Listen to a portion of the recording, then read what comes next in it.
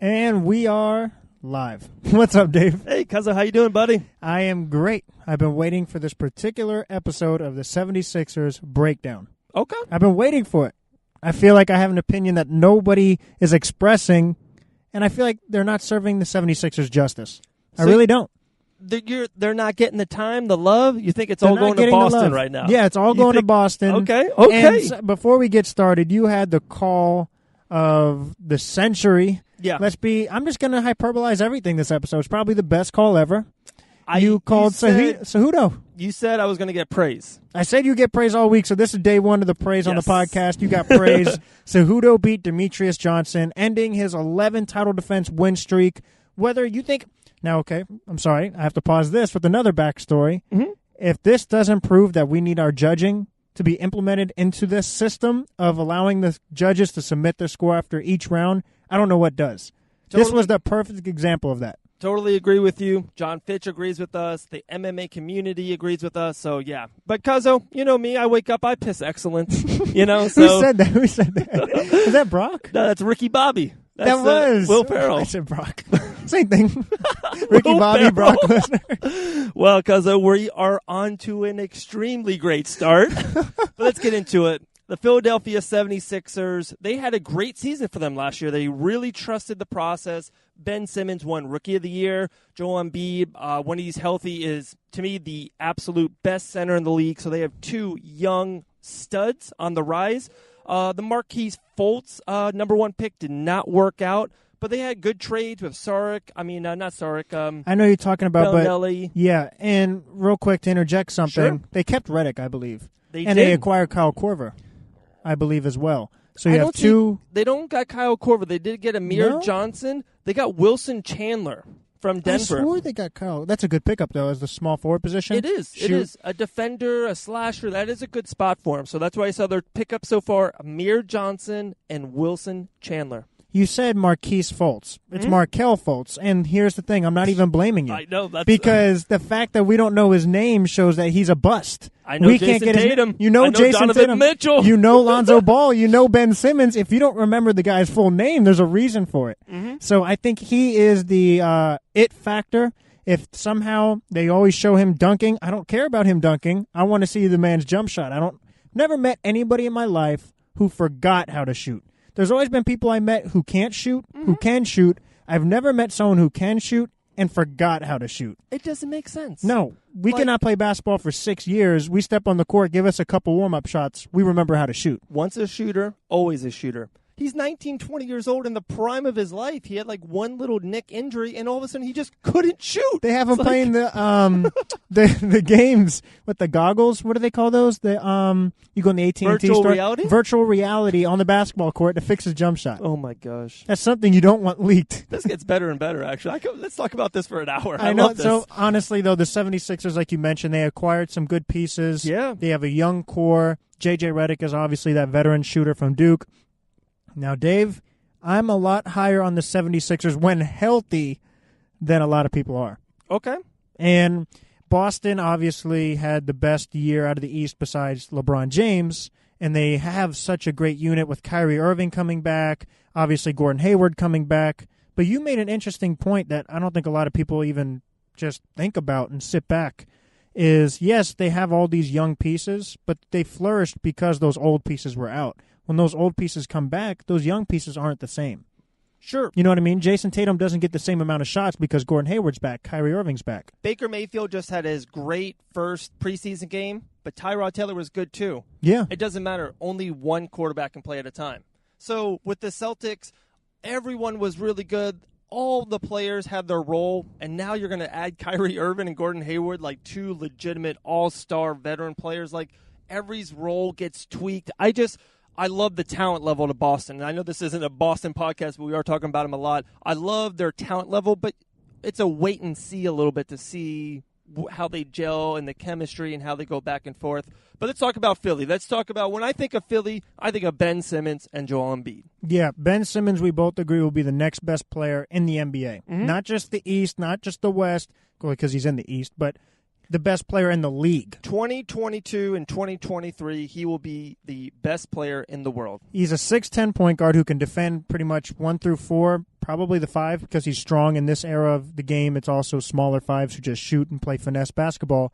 But then you just said Joel Embiid, the best big man in the game when healthy too. And it seems like they're both staying healthy. It seems like they obviously take that seriously. They know one injury can ruin everything for them.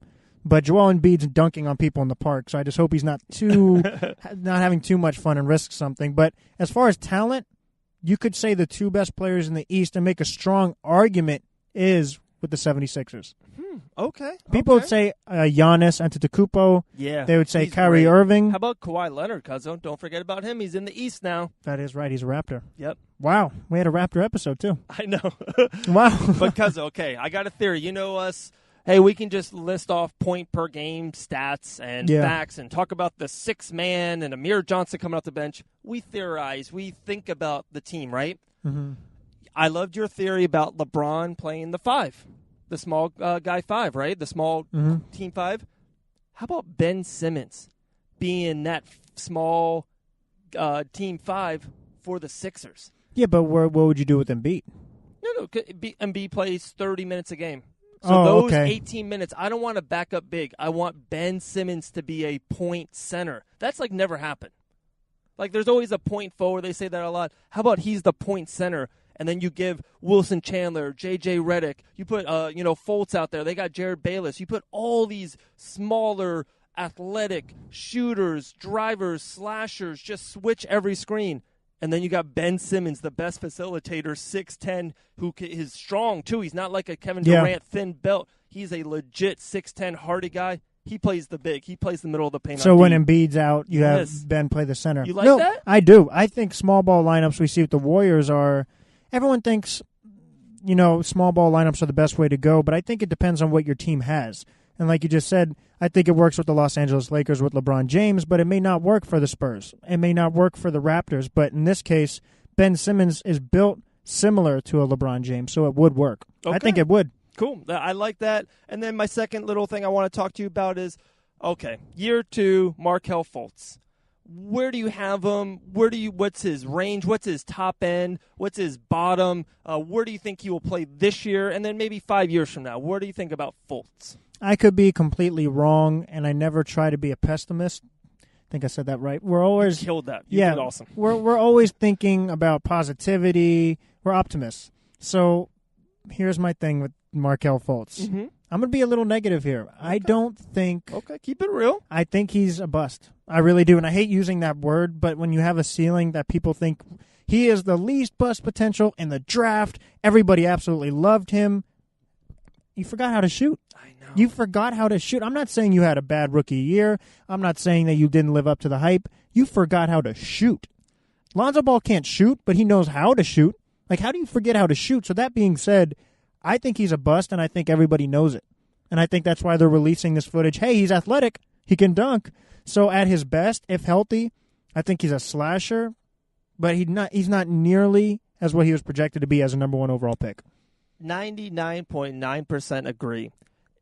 If you're the first pick overall, hey, if you're Philly, you're an all-star, you're a playoff team, you pick a guy late in the first round, you want him to be a contributor, you want him to be a bench player. But he was the number 1 overall pick.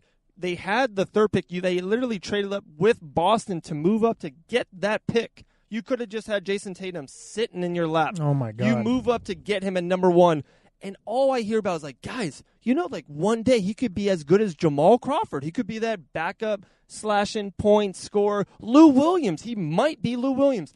Lou Williams was not drafted. Jamal Crawford was a late first rounder. Exactly. Fultz is a first overall pick. If he's those guys, I know this sounds horrible. That's a bust. That's a legitimate bust. And I think he's got a great opportunity with Ben feeding him the ball and Joel Embiid. So, the pressure's off him. Exactly. The process goes through those 2 guys. So, Markelle has a legit shot, but he has to step up this year. He's got to be relevant. He's got to play 78 games. He's got to average 16, 18 points a game. He's got to be a 3rd scorer for this team. He has to in order to not be labeled, like you just said, a bust. Mm-hmm. Now, you just mentioned the East is completely different with Kawhi Leonard as the Toronto Raptor. Yeah. The Wizards have Dwight Howard. Milwaukee's on the way Yeah, up with a good coaching Milwaukee. move. Boston is deep.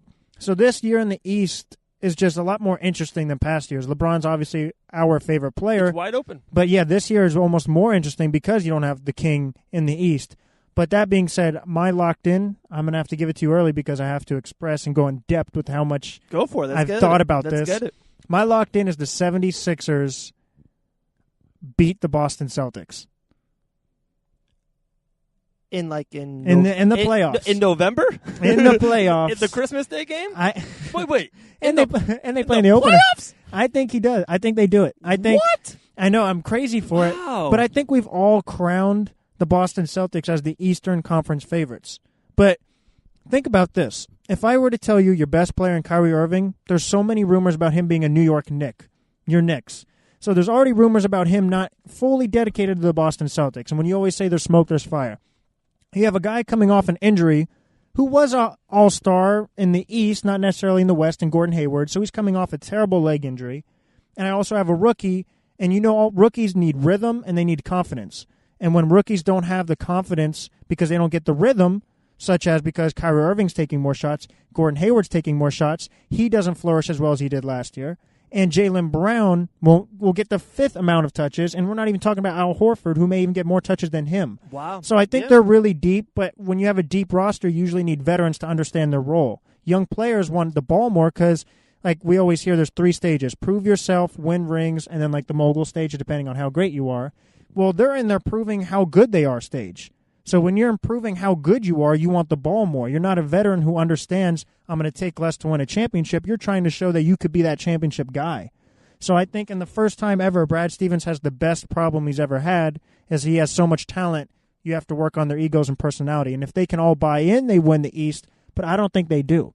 I don't think they all buy in. I think there's too many egos going on. And with the 76ers, like you just said, we all know it's Ben Simmons and Joel Embiid. There's no question about it. Veterans know. Everybody knows on that team. Those two are locked in. Yeah, they are locked in as that is their team. Mm-hmm. So I think you have a team that knows their role. They're hungry. They're upset that everyone says Boston's going to win it. Okay. And I think Ben Simmons and Joel Embiid are the 2 best players in that series. Okay. And if Boston wins, I'm not shocked. But I'm calling an early upset. The 76ers win. You want me to rebuttal on this a little bit, Cuzzo? Go right ahead. Okay. You ready? Yeah. Golden State, used to be, Boston had the big 3. The Heat then had the big 3. Then Golden State had 2, and then 3, and then Durant made 4. Now they have 5 with Cousins, right? Mm-hmm. But you got to have 3 to 4. 5, isn't that crazy? It is crazy. We'll have a Warriors one sooner than later, guys. Boston has Kyrie, Tatum, Horford, Hayward, Brown. I think they have a 3, 4, 5. They kind of have those guys. Ben is amazing, Cuzzo. I love him. Second year, though. Joel Embiid, amazing. I love him. The best center in the league. I love him. Little injury prone. Still young. Those 2, I give you. But Cuzzo. Wilson Chandler. Robert Covington. Markelle Fultz. Demetrius Jackson. Amir Johnson. J.J. Redick. Saric. Who's their 3? Saric is not bad. No, he's not bad. He's not bad. Role player. He's good. He's an Iggy. Stretch 4. 6. He's like a stretch 4, yeah. Or, he's offensive-minded Jason Hart, like the Lakers' 7th. He's not as good as Kevin Knox. I just don't see Philly's 3rd legit scorer. I think you can't win in this league anymore without a 3rd. So my locked in is that Philly will not win the Eastern Conference Finals. I even think Philly will even have problems with an up team like Milwaukee or Toronto. They didn't get past the second round this year. So I think they're still in that. They're still super young. Brett Brown is still not proven to me. Let's just see. People always snap at him right away. It takes a while for teams to gel and win championships. Akeem Olajuwon didn't win to year 14. Just give him time. I think Ben Simmons and Joel is still super young. They still don't have that 3rd player. They still don't have a great veteran player either. They don't have that glue Iggy guy off the bench. Veteran, help defense, can talk to the younger guys. They don't have that. Wilson Chandler's not that guy. Do we have a phone call? Yes, coming in soon, Cuzzo. All right, so here we go. Very few times do I ever like to admit I'm wrong. Here's one of these moments. I think you've persuaded me. Wow. And the reason being is Brad Stevens is the best coach in basketball.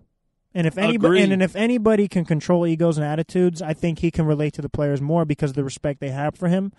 I'm not arguing that the 76ers had a better roster. I was arguing that they knew their role and that maybe the young Boston players wouldn't really get locked in. They wouldn't understand their role and buy into the system. But when you have a system that Brad Stevens creates, pretty much everybody buys into that. We buy into it. So that being said, I think I got a little ahead of myself, and I think the Boston Celtics will win the East. But if the 76ers win, I'm still taking credit. This is one of the most satisfying episodes. You praised me on Henry Cejudo, and now you're praising me on the Philly talk. I thought if I would have convinced you that the 76ers were going to win, I would stick to it. But the fact that your rebuttal was very it was great. It was impressive. So now I'm back to my senses. I'm back to ground zero here. Boston wins. Awesome, Cuzzo. They're deep. No, they're super deep, but I'm locked in, Cuzzo. I'm telling you, I woke up today, I pissed out excellence. I'm just locked in. If you ain't first, you're last.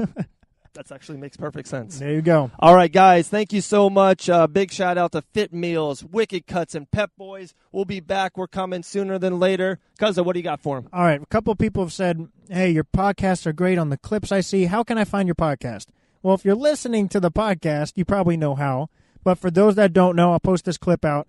Apple Podcast, if you have an iPhone, which everybody in the world should have. Yes. You click that purple app that says Apple Podcast. Yep, it's purple. And you download and subscribe to Locked In with 2 N's. For the Android users, there's Stitcher Radio, there's iHeartRadio, there's Spotify. There's every podcast platform. We are on Locked In with 2 N's. Hit the 5 stars, hit the subscribe, leave a comment. There we go. Cuzzo, you killed it. 5 stars, though. 5 stars. Yes. Okay. Not 4.5, not 4 or 5. Oh, I want 5. All right, Cuzzo, like always, stay locked in.